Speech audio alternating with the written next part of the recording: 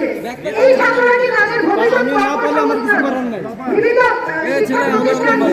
Police প্রশাসনের যে বলগুলো আছে সেগুলো পুড়িয়েছে? আপনাদের কি ধারণা? আপনারাও কথা যারা ক্যামেরা ধরেছেন সবাইকে ছাত্র, তো ছাত্ররা এগুলো করতে পারে পারে না। এই ছাত্রদেরকে সামনে রেখে যারা পিছনে কি বলে পিছনে চুরি ঘুরাচ্ছে, যারা আপনাদেরকে বলিদান করছে, আমরা তাদেরকে প্রশ্রয় দিব না। আমরা এটা সকল শিক্ষার্থীদের পরিবার পরিজন এবং অভিভাবকদেরকে বলবো, আপনাদের সন্তানদেরকে আপনারা এই পর্যন্ত এনেছেন অনেক কষ্ট করে, অনেক কষ্টের পরে একটা সন্তান গ্র্যাজুয়েশন পর্যন্ত যান। আমি যতটুকু পড়াশোনা করেছি আমি পড়াশোনার মর্মটা, যেটা কত কষ্টের পরে একটা ছাত্র সে পর্যন্ত নিজেকে নিয়ে যায়। আপনারা এই সন্তানগুলোকে কারো খেলার সামগ্রী হতে দেবেন, তারা আমাদের ভবিষ্যৎ সম্পদ। আমরা বলবো আমাদের এই যে সরকার বিরোধী আন্দোলন বা সরকার পতনের পায়তারা চলছে, এই পায়তারাকে আপনারা প্রশ্রয় দেবেন না। আজকে কি করছে? আজকে আমার বাসা হাতিঝিলের কাছাকাছি, ওখানে আপনি দেখবেন যে ব্ল্যাকের ট্রেনিং গুলো ডাক্তার উঠিয়ে নিয়ে গেছে, অবাধে উঠাচ্ছে। এগুলোর অনেক রিলস ভিডিও আমরা দেখেছি। বিভিন্ন জায়গায় ওপেন পুলিশের গাড়ি ভাঙচুর হচ্ছে। আজকে এখানে একটা গন্ডগোল লাগলো, আমি কাকে ফোন দিব? প্রশাসনকে? আমি কি আমি আপনাকে ফোন দিব যে আমাকে বাঁচান? তো আমাদেরকে বাঁচাবে কারা? এরকম কি আপনারা একজনের অপরাধে সবাইকে ভাগ করবেন না? আপনারা সরকার বলেছে তদন্ত চলছে, তদন্ত করে কে বা কারা এই হত্যাগুলো ঘটিয়েছে অবশ্যই সেগুলো চিহ্নিত হবে, সেগুলো বিচার কার্য সম্পাদন হবে। আপনারা সে পর্যন্ত সরকারকে সময় দিন। আমি আর বেশি কিছু বলতে পারছি না।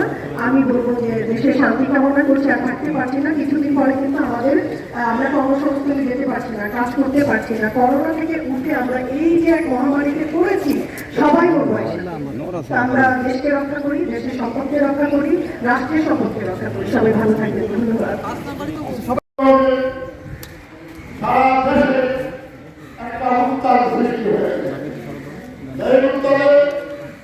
আমাদের দেশে অনেক প্রিয় ছাত্রদের আত্মহত্যিত হয়েছে, সাংবাদিকরা আত্মহত্যিত হয়েছে, সাধারণ জনগণের আত্মহত্যিত হয়েছে এবং পুলিশকে আত্মহত্যিত হয়েছে। সেটা আমরা কখনো করি না। আমরা কখনো চাইনি এই সুন্দর সময় ঘটনায় এ ধরনের কোনো ঘটনা ঘটুক। তারপর আমাদের সরকার ইতিমধ্যে আমাদের ছাত্রদের দাবি সম্পন্ন দাবি সকল মেনে নিয়েছে।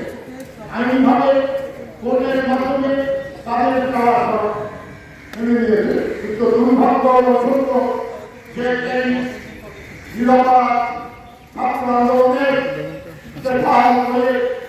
আমাদের পুরো সেই শত্রু যারা এই দেশকে মেনে নিতে পারেননি, আমাদের স্বাধীনতাকে মেনে নিতে পারেননি, আমাদের যে সরকারকে মেনে নিতে পারেননি। যখন আমাদের সম্মানিত প্রধানমন্ত্রী, মাননীয় প্রধানমন্ত্রী এদেশে মানুষকে সুখ সমৃদ্ধের হাতছানি দিয়ে উন্নয়নের কাজ করে যাচ্ছেন, ঠিক সেই মুহূর্তে এই এক দুর্যোগী রাষ্ট্রপতি মহল আমাদের দেশের আপনারা সকলে জানেন আজকে যে মেট্রো রেলের সুবিধা ভোগ করে নগরবাসীর ছিল সেই মেট্রো রেল চালিয়ে দিয়েছে। কাছে পাইনি, কিন্তু সেই সেতু ভবনকে তারা চালিয়ে দিয়েছে। স্বাস্থ্যকে বন্ধ করার জন্য স্বাস্থ্য ভবন যেটা নিয়ে আমাদের স্বল্প সময়ে সারা দেশে ঘুরে বেড়াতে পারবে সেটা করবে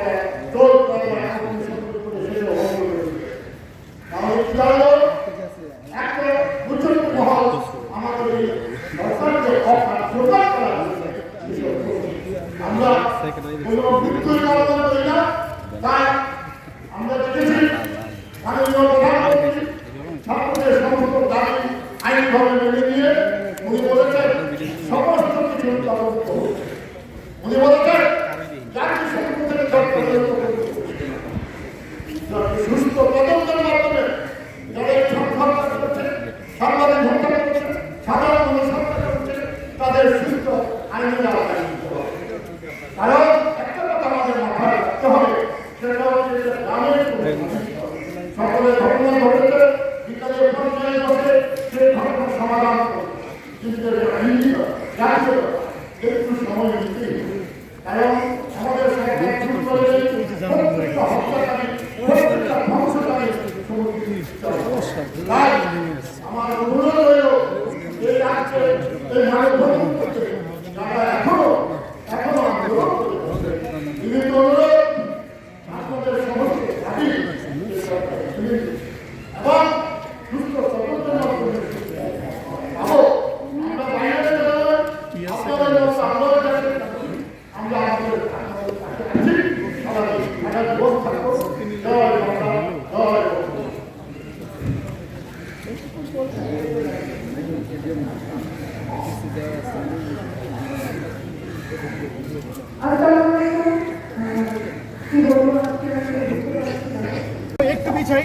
আবার পিছনে যাই।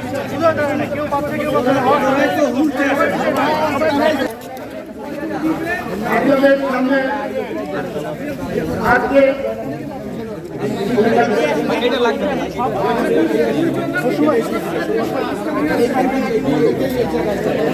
এবং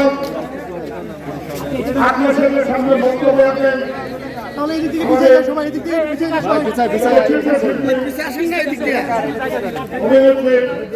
এই সাইডটা দিকে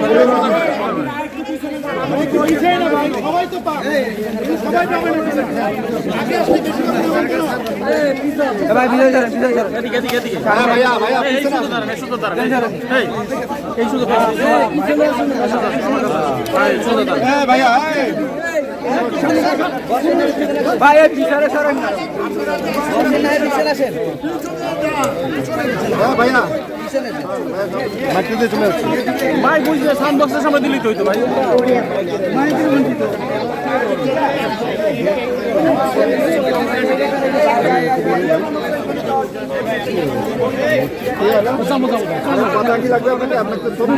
নেন আপনি নেন আমি তো একটা ছবি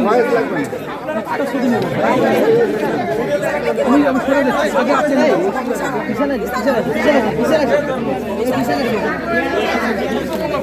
এই সবাই পিছনে দাঁড়াইলেই তো এই জায়গাটা একটু পিছনে দাঁড়াইলে মুখের উপরে কেন উন্ডিকায় পড়তে হবে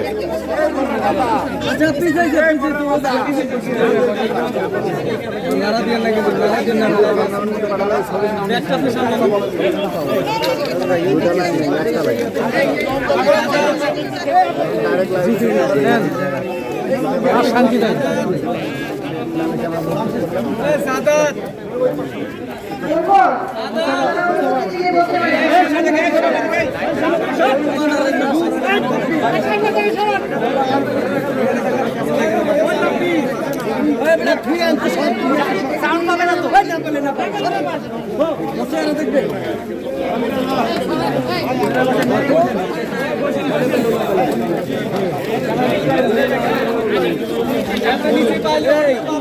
মাথা নিচু করে